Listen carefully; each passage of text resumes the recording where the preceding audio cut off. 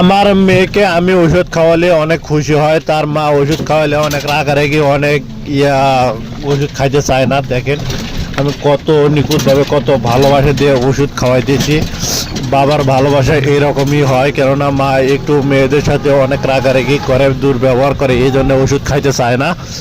আমি তাকে অনেক ভালোবাসা দিয়ে অনেক আদর করে ওষুধ খাওয়াইতেছি। সে আমার জন্য অনেক পাগল, কেননা আমি যদি বাইরে কোথাও যাই আমার পিছনে ছুটাছুটি শুরু করে, কান্নাকাটি করে নিয়ে যাওয়ার জন্য।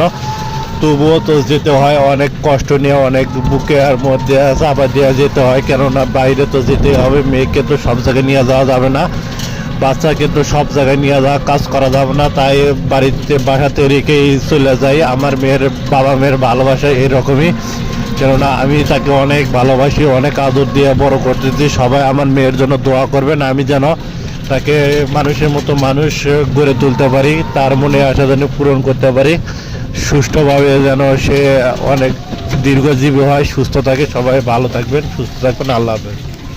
আর একটা কথা, আমার মেয়ের জন্য সবাই দোয়া করবেন, সে যেন দীর্ঘজীবী হয়, অনেক সুস্থ থাকে, ভালো থাকে।